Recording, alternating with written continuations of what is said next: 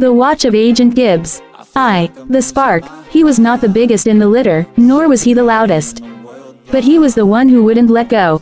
In a cold, concrete kennel in a breeding facility known for producing machines on 4 legs, 6 Belgian Malinois puppies tumbled over a rag doll. 5 of them eventually grew bored, distracted by a passing leaf or a sudden itch. But the 6th puppy, a dark masked male with eyes like polished obsidian, held on. He growled, a tiny, vibrating rumble in his chest, thrashing his head, determined to kill the rag doll. The selector, a seasoned sergeant from the dog support unit, watched through the chain link fence. He tossed a heavy set of metal keys onto the concrete floor. Clang! 4 puppies scattered in fear. 1 hesitated. The dark masked puppy didn't even flinch, his focus remained absolute. He simply tightened his grip on the rag. That one, the sergeant said, pointing a finger. The focused one. What's his paperwork say? That's green collar, the breeder replied. High drive. A bit possessed, honestly. Perfect, the sergeant smiled. Pack him up. His name is Gibbs, too. The academy, they called him Agent Gibbs, almost immediately, a nod to the stoic, rule-bound character on TV, because the dog had a seriousness that unnerved even the other handlers. The transition from puppyhood to recruit was a blur of drive building and discipline. For a Belgian Malinois, the world is a series of puzzles to be solved with teeth and nose. Training wasn't work, it was the only game that mattered. Gibbs learned that the scent of cannabis, cocaine, and heroin wasn't just a smell, it was the pathway to his ball. He learned that the padded sleeve worn by the agitator wasn't an enemy, but a prize. He learned to switch from a calm heel to a terrifying blur of kinetic energy at the utterance of a single Dutch command. He graduated top of his class. His bite pressure was crushing, his agility terrified the health and safety officers, and his nose was a finely tuned radar. But it was his switch that made him elite. He could go from playing with a handler's kids to immobilizing a suspect in a heartbeat. 3. The street, the legend of the nose. The years blurred into a montage of blue lights and adrenaline. Gibbs became a myth in the local underworld. The apprehension. It was a rainy Tuesday night when a call came in about an armed robbery suspect fleeing into an industrial estate. The perimeter was set. The handler attached the long line to Gibbs's harness. Zokin, search, the handler whispered. Gibbs lowered his head, his ears swiveling like radar dishes. The scent was there, fear, stale sweat, and metallic gun oil. He tracked across wet tarmac, over a chain link fence clearing 6 feet with the grace of a gazelle and into a salvage yard.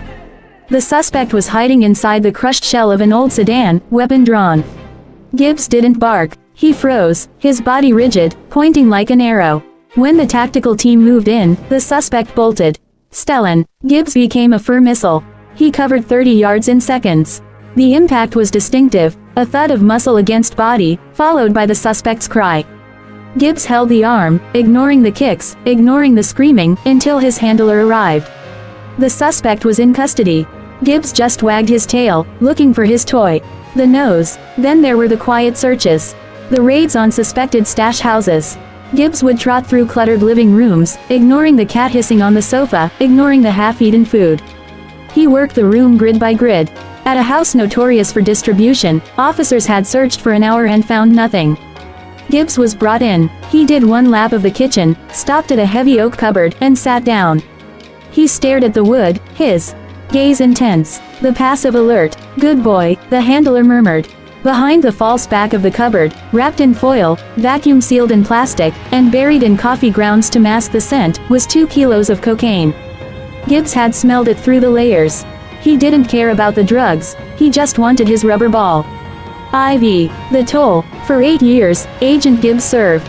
He tracked missing children through dense forests in freezing rain, finding them when thermal cameras failed. He faced down men with knives and bats. He stood guard while officers interviewed victims, his mere presence de-escalating violence. But the life of a Malinois is hard. The jumps, the impacts, the constant state of high alert, it takes a toll. By the time he turned 8, the gray hairs had spread from his muzzle to his eyebrows. He was a little slower getting into the van. The vet noted the beginnings of arthritis in his hips. He was still elite in spirit, but his body had given everything it had to the crown. It was time. The day he handed in his badge was unceremonious to the public, but heartbreaking for the force. He was given a final steak dinner at the station. Officers saluted him. He didn't understand the fuss. He just wanted to work. The borders. Retirement for a high-drive dog is dangerous. If they don't have a job, they find one, usually eating the drywall or patrolling the fence line until they collapse. Gibbs needed a specialist. Enter Paul. Paul lived in Hoyk, in the rugged, rolling beauty of the Scottish borders. He was a specialist dog trainer who understood that you don't retire a Malinois to a sofa, you retire him to a new kind of purpose. The drive from the city to Hoyk was the start of the new chapter. The air was cleaner here, crisp with the scent of pine and the river Teviot. Life with Paul was different.